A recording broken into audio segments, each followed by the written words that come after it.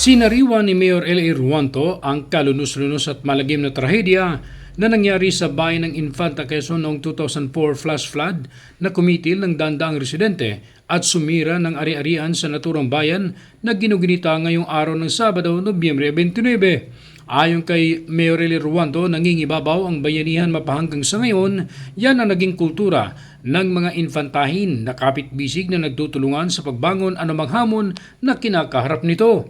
Sinabi ni Ruanto na huwag maging kampante kahit anong sakuna o bagyo kapag nananalasa ito sa kanilang bayan dahil hindi biro ang naganap na trahedya noong 2004 na mapahanggang sa ngayon bakas pa rin sa mga buhay na saksi kung paano sila nagulantang sa naturang trahedya na dinanas nito ang napakahirap na sitwasyon na halos mawalan sila ng pag-asa kung paano nila maibabalik ang mga naipundar na kabuhayan at mga kagamitan.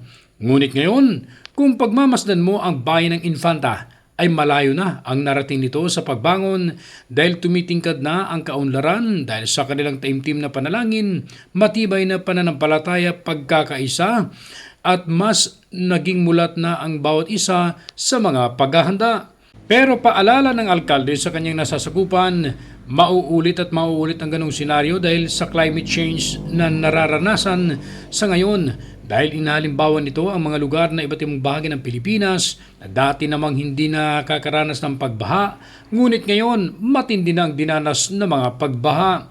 Kaya tinihikayat ni Ruanto ang kanyang mga kababayan na laging alerto at maging handa sa anumang oras na makilahok sa mga panawagan ng lokal na pamahalaan lalo na sa every Saturday Bayanihan Day. Ganon din ang makikisangkot sa safety and preparedness training lalo na sa basic life support na isinasagawa upang mas madaming maging katuwang sa pagsalba ng buhay sa mga hindi inaasahang panahon. Tuloy-tuloy rin na inilunsad ng alkalde ang Disaster Risk Reduction Management Program na lahat ay dapat alam ang first aid, lalo na sa mga kabataan, mga tricycle driver na tinawag itong to the rescue. Ganon din ang iba't ibang sektor ng lipunan. Naging panauhing pandagal naman si Dr. Violeto Coronacion, Campus Director ng South Luzon State University, Infanta, na nagbahagi ng mga kaalaman kung paano mapagandaan at mapag-aralan ng long-term plan solution para maiwasang mangyari ulit ang mga nakaraang kalamidad. Matapos ang programa sa Municipal Plaza, ay naghandog sa tapat ng munisipyo ang lahat ng nakiisa sa naturang aktibidad na nagsindi at nagtirik ng kandila bilang simbolo sa pag-alay ng panalangin sa mga yumao ng mga biktima ng flash flood.